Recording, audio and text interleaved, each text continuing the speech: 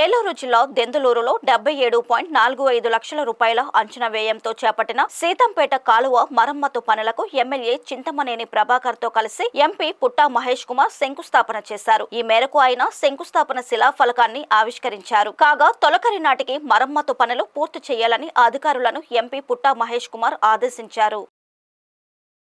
ఎక్కడికి పోయినా కూడా దిందలూరులో ఎక్కడికి పోయినా కూడా అభివృద్ధి కార్యక్రమాలు ముందు ఉంటుంది.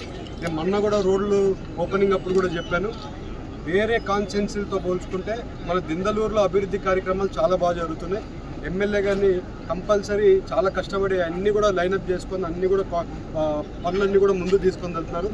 అలాగే ఇవాళ దిందలూరు ప్రజలందరూ కూడా ఎక్కడికి పోయినా కూడా చాలా సంతోషంగా ఉన్నారు. ఎక్కడ కానీ ఎమ్మెల్యే గారు చేసే పనులకైనా కానీ ఆయన అవైలబిలిటీకైనా కానీ ఆయన కష్టపడి వాళ్ళందరికీ ఉండే సమస్యలు, ఈవెన్ చిన్న రైతుకు కూడా ఏదైనా సమస్య ఉందంటే అరే నేను ఉన్న పద అని పిలుచుకొని వెళ్ళి పనిచేసే నాయకుడు. ఇవాళ ఆ నాయకుడితో మేమందరం పనిచేయడం ఎంతో సంతోషంగా ఉందని మీ అందరికీ చెప్తూ నాకు ఈ అవకాశం ఇచ్చిన ప్రతి ఒక్కరికి పేరు పేరున ధన్యవాదాలు, నమస్కారం.